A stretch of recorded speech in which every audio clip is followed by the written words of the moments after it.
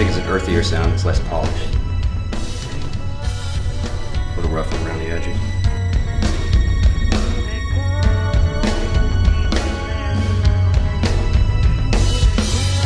We've never had a whole lot of like big guitar solo type moments, and we got a couple of those in there that I was happy with. It sounded really good. A lot more about tone and everything being real, and I don't know, not everything being pristine, just being rock, you know, and just sounding right, and being right.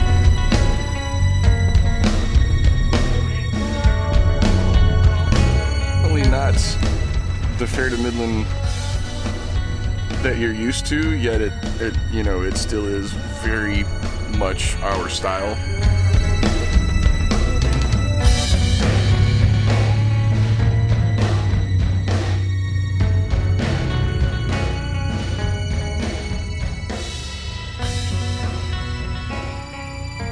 There's a lot of talk about how the album is a lot darker than previous albums. What is the cause for that? We were in the sun a lot making this record, so. It's bronzer. No, it's I guess it's just a reflection of where we were at the time. We went through new management, new label, excuse me.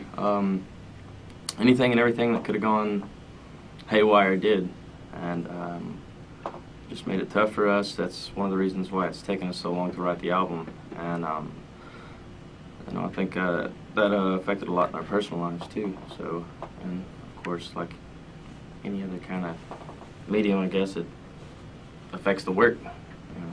Yeah, I think the personal life stuff might be more of a reason why it's dark than the actual business side of things. I think they kind of went hand in hand, but I don't know. If we, I think if we try to pinpoint exactly what it was, we'll just start getting mad and sad. And I mean, if I'd have had a wife during that period, we probably would have got divorced. But you'd probably be in jail. You probably would have beat her. Maybe a lot of domestic disputes. And what would Let's cause try to get those? light on John now. All right, so you guys, I want your input real fast. You guys have to pick who you're working with. You said that, you know, your label kind of backs off. So what inspires you to go work with one producer over the other, and how important is your relationship with your engineer and producer when you go into the studio? Well, first off, we also give producers the opportunity to pick us. Like, we want somebody who's, like, sincerely, enthusiastically interested in working with us. And those people who reach out to us first are always the first ones that we respond to, because they have a sincere interest. They're willing to do it, you know, more often than not like they're willing to negotiate, compromise the prices, and, you know, so we get better deals because they're more interested in the material. And we get better work because of that too. Yeah, absolutely. And I'm sorry I lose my train of thought. So ADD. What was the No worries. part B of the question? Just like, how important is your relationship with that producer and engineer when you're in the studio? Well, that there's no way to gauge beforehand. You have no idea what it's like to work with somebody until you work with somebody, obviously. And with producers, they've worked with so many different artists and bands. Like, for me personally, being a singer, I'm unstable and I'm sensitive as hell. So, like, if they don't respond to that and they don't understand that and I mean, respect that going into it, like, I'll butt heads with anybody I work with. And I've always, with any producer, they can tell you, with any producer we've ever done stuff with, I've been the one that's butt heads with them, because I'm also very tenacious and have a really good grasp on what I want in a song. I mean, not just vocally, but also instrumentally. So it's a constant struggle. I mean, you being outside looking in more, like, not outside looking in, but. Yeah, well, I think it's true what you said. I mean, you know, you never know what you're getting into until you're into it. Right. And then, yeah, by that time, you just have to learn the best way to go forward. But yeah, it's very important, the relationship you have with your producer. I mean, what they can bring out of you, and you know, I mean, whether you feel encouraged or intimidated or you know, it's got a lot to do with your performance. So I mean, so yes, And I it's think very important. half the time, them being the ones that are getting the bulk. Musicians don't get paid anymore. Them being the ones that get the bulk of the money, and I guess this isn't necessarily the right thing for me to do, but I expect patience from them. And the second I don't get it from them, I retaliate. Sure. I remember something about arrows. I don't remember something about anchors, I think. But that's... I'm sure there's a million things with arrows. What do you think, Isaac? I think it's good. Man, I don't either. I think it's... You got to have an opinion. Isaac, what do you think? Yeah, just shot Isaac in the face. Isaac, what do you think? I think it's good. No, seriously. I think it's good. I think it'll be really good for the merch, everything, concept. Come on. 2 minutes? Expound on this. Yeah, well, usually nobody's talking. It's just me. I think it's good. It rhymes. What else do you want? What else more do you want, Frank? It's good. Keep going. Yeah, keep going. I think it's good. So what was it like working with Serge Tankian of System of a Down? That dude is phenomenal, and I know the stuff he did with you guys was great. No, it was amazing. It was amazing. He had a lot of heart for everything that he did. You know, he only suggested things if he thought it was really the best for the song, you know. And he did nothing but good things for us, you know. He's just a really busy man, you know. But at the end of the day, he's just a great musician, great person, does a lot for community, world, and everything, you know. It's just good to be a part of it, you know. Yeah, he's extremely politically in tune with the world. We met Serge through his cousin, which we're still very good friends with. I guess he was just a fan. I mean, I guess anybody and everybody who says that they don't want the respect of their peers is just lying. I mean, so it was nice. It was nice to get someone tell us that of his stature that they respected what we did and want to be a part of it. I mean, we have a full plate. He has a full plate. It was just kind of understood on both sides. He comes from a completely different place than we do, and we come from a completely different place than he does. So for us to try to understand each other and what it is he's trying to do, and him understand what it is we're trying to do, it's just a struggle. So everything was amicable, and we're all still good friends. But it made more sense for us in the long run to just kind of try to develop our own musical identity. So it was kind of like, it was a stepping stone. He kind of helped carry you to a new place, and then you realized that this was kind of as far as you were going to be able to grow with him. I wouldn't give him that much credit. He helped a little bit, but I mean, Right. Like when we made the record, he was in New Zealand, Right. so he was kind of just like a name and a figurehead, like just a name in the footnotes. The way I would describe the sound of, Mayfly is that it was like very elegant and, very lightly put together, very intricate pieces. And then it's almost like when Anchors and Arrows came out, it was aggressive and it was mean. What gave that big shift in sound? Well, that is what we wanted at the start. I mean, What we wanted, it was more of a reflection of where we were at the time. Okay. I think either way that works. Right. But so we chose a producer whose emphasis was in that direction. Yeah, I mean, Bottrell was a very careful and meticulous producer, and he had a great attention to detail, and Barisi was really much more just aggressive and pushing forward and about making the performances sound as authoritative and, as he put it, evil as they could be. And that was our interest at the time. So it worked out good. Musical chairs. That's actually one Matt wrote, and parts of it were written for Fables. Everybody's gonna say it was done for Fables and already recorded and shit. And it was a toddler then.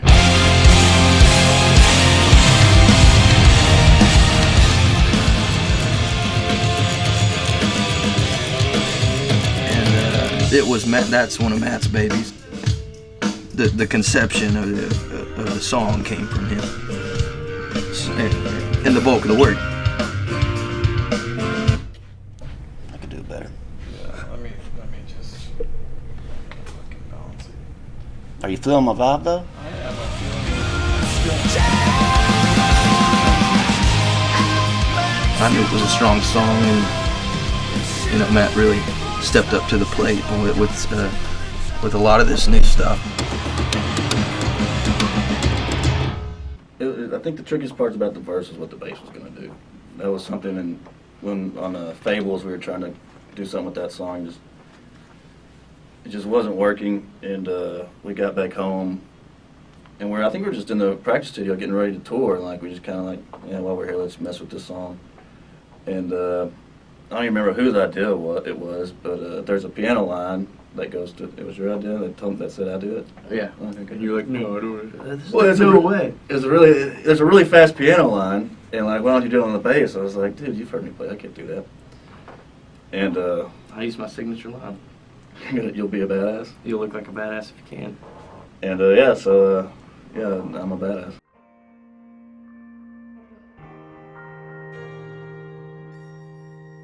That was definitely a big stick in the spoke. So. How so? Just again, finding the bulk of it was independently funded by ourselves. So once we lost the band, we had to try to get a new one. I mean, our equipment got jacked, not stolen, just jacked up. Not in shape, jacked up. Broken. It got broken. Busted. English, French, yeah. No. I didn't get anything from it or didn't change anything. I got a big hospital bill. Yeah, With no health insurance, I'm imagining. They helped out a very little bit, but $1,500 on a 50-gram bill is not really that much help. So.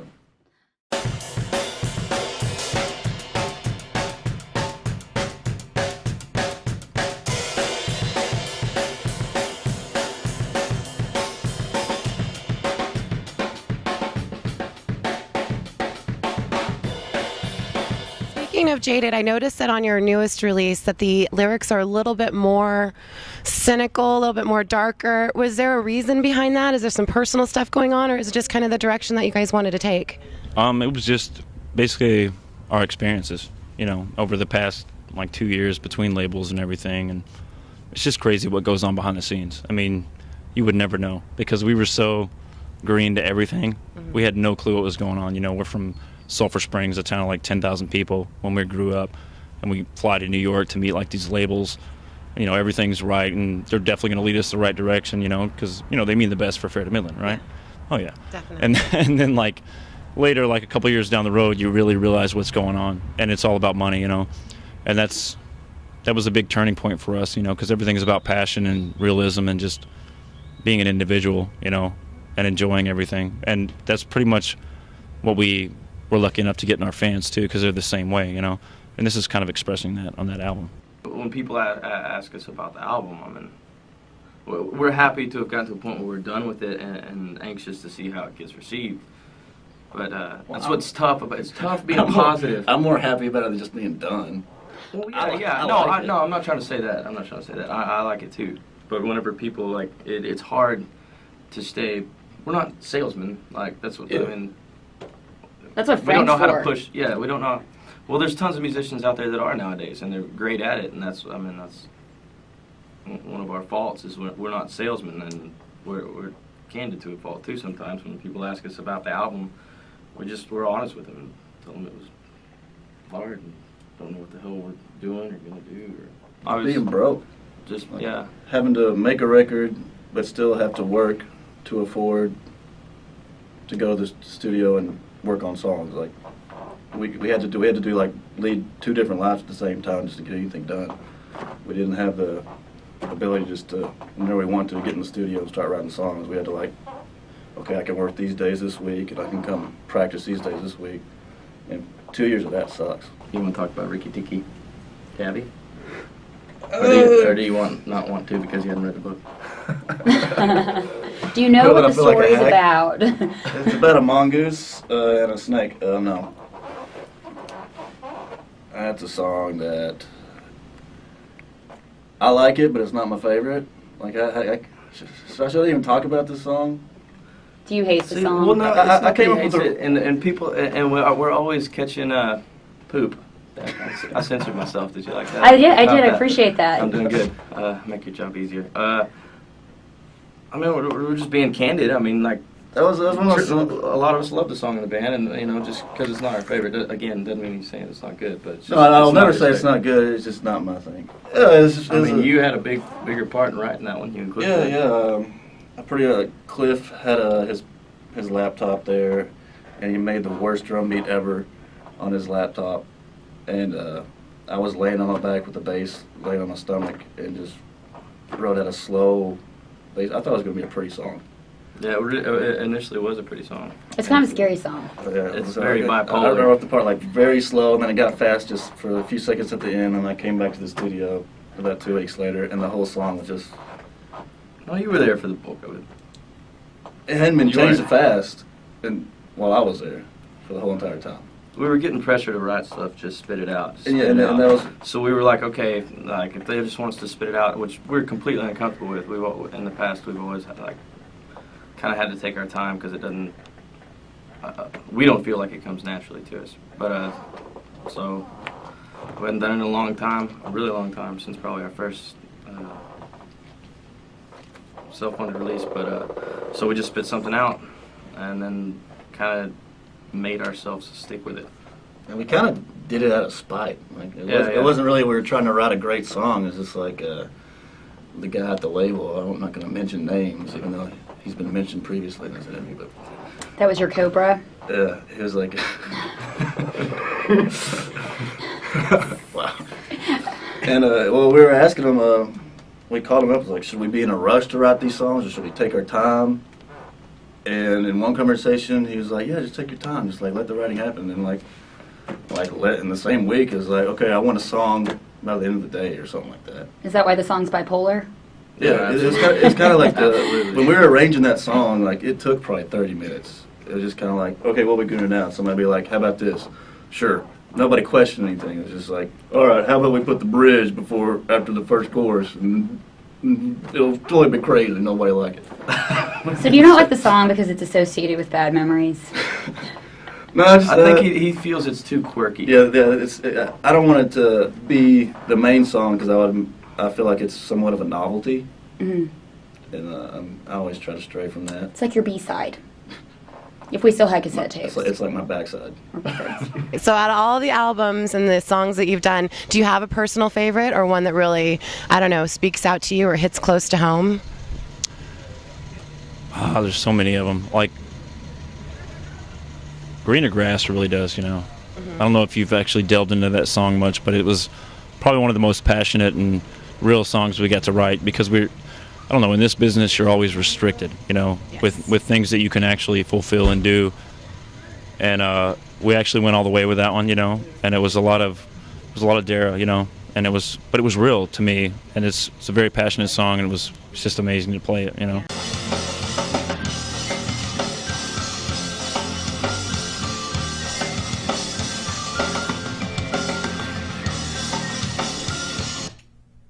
That's what I'm saying. It's a drum hook.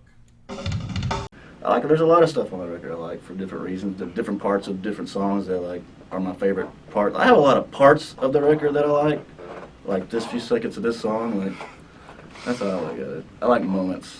I have a lot of great moments in this record. Could you tell us about a few moments? I said I have a lot of great moments, and I don't mean like, man, that bass was awesome with this. My favorite moment on the record is probably the guitar solo on Amarillo. Just because it was really fun making it, because it required more than just a guitar player. Like it was like a 3-man solo. Like he had the little talk box, you know, the little Peter Frampton thing, and had like an old, barely working wah pedal. So Cliff was playing guitar, and he was on the talk box, and I was just finagling a pedal. And it ended up being really cool. It was probably one of the funnest like 30 minutes of recording. Can make that work.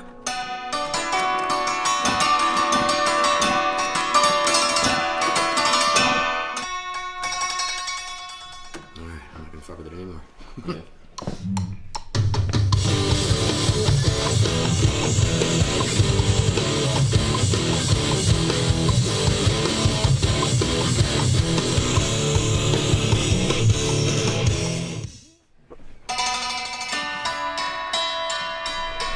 Oof.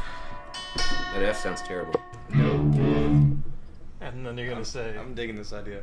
Someone. Yeah, it's gonna be better with a talk box, but we'll just throw it down. Just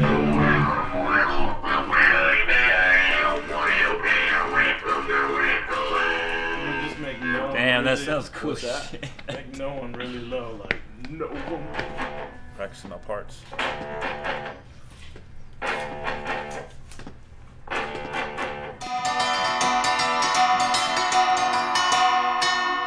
It's going flat as I play it.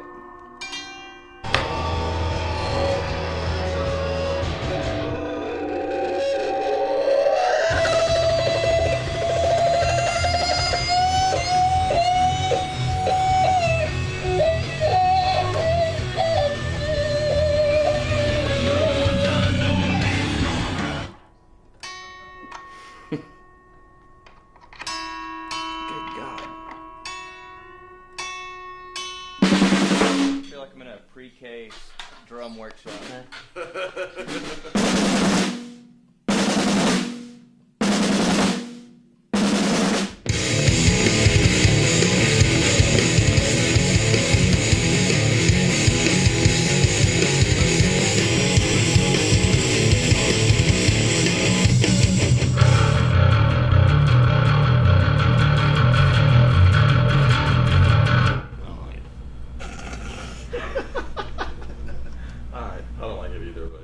Well, like I'm gonna assume you write the lyrics. Sure. So what is that process like for you? That's not really that tough for me. Just kind of have a general idea. I'm always vague. I'm too much of a pansy to be direct with my lyrics, so I keep them a little vague and cryptic. I don't know. As some sort of safeguard. I'm not sure. That way everybody, I guess, can make them their own too, or I'll use that as some excuse as to why I'm vague and cryptic. I mean, that's not the... I never have a hard time getting in the headspace to write lyrics. It's always trying to write music that is, poses the biggest challenge. I want to ask a little bit about Daryl. He seems to be a pretty eccentric character. What's that guy like? I mean, I realize that I've heard rumors as far as he's really only happy when he's on stage and doing music, which I mean I can appreciate and understand. But what's it like doing stuff with him? Because you've been with him for what, 13 years? Yeah. It is a lot like that. I mean, he is, he totally like frees himself there, He just always stresses because everything should come across the way that it should, No one should ever perceive anything in the wrong way or be led in the wrong direction. And that's largely what Musical Chairs is about, listen to the lyrics, it's exactly like that. And he lives his life like that, and I hate him and love him at the same time, Because it's a lot to deal with, but, I'm so happy to have someone like that in my life and be a part of it with him and just to go on this whole journey with him, It's great. But yeah, I don't know. he can go from here to here, at any point in time, just like he does on stage, But he's a very introverted person, It's funny, because he does what he does on stage, but I mean, he truly is like scared to talk to people and stuff like that, and just very humble person. And I am in the same aspect, but he's just, like I said, all the time, just trying to make everything right with people and just living the right life, And people don't ever perceive that, They always just think, oh, he's crazy, he's weird, but he's just very normal, Yeah, it's good. Cool. Done. It's done. Oh shit, are we done? Are we done? The song's called Let's Go Home.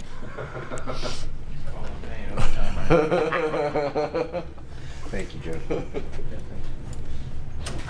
Let's get our coats and our bags. Oh shit, did we just finish the record? I think we just finished the record. I think that's what just happened here. Joe, you guys, I'd be getting fucking annihilated tonight. I gotta drive. We can't afford to. Speak for yourself, I'm getting fucking annihilated tonight. Well, then I'm gonna play Minnie the Moocher. How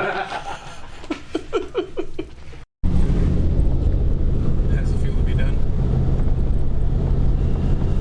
With what? Recording the album. I don't know. I'll know when I hear it done. I'm fucking tired. I'm broke. I'm hungry. I have nothing. It feels good. All right, right, so for the aspiring artists out there and the kids that want to do music, what do you have to say to them? Any suggestions or words of motivation as far as how to pursue their dreams or just to do something that makes them happy? Just do it for real. I mean, that sounds so stupid, but, you know, I mean, it's so easy to get influenced by anyone around you nowadays, you know, and people don't really care much anymore about being real and just being true to yourself and doing something you like, you know. I mean, like, there's so many genres in music, like, here's hardcore, you know, and here's metal and all this stuff, and every other genre hates the other, and every fan of each genre hates the other fans. And it's just, you know, you just need to be real. I mean, there's so many bands out there that are amazing if you just give them the opportunity, you know, because music is beautiful, you know, and it's beautiful to make, and it's beautiful to listen to, and just be real about it, you know, and be original, you know, and just enjoy yourself.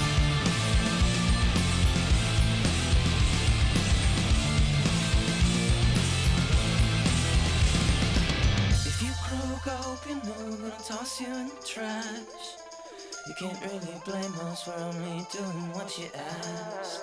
If you have yourself a son, I'm gonna tell you, baby boy, this father time's chock full of lies, so don't jump in jet. Yeah.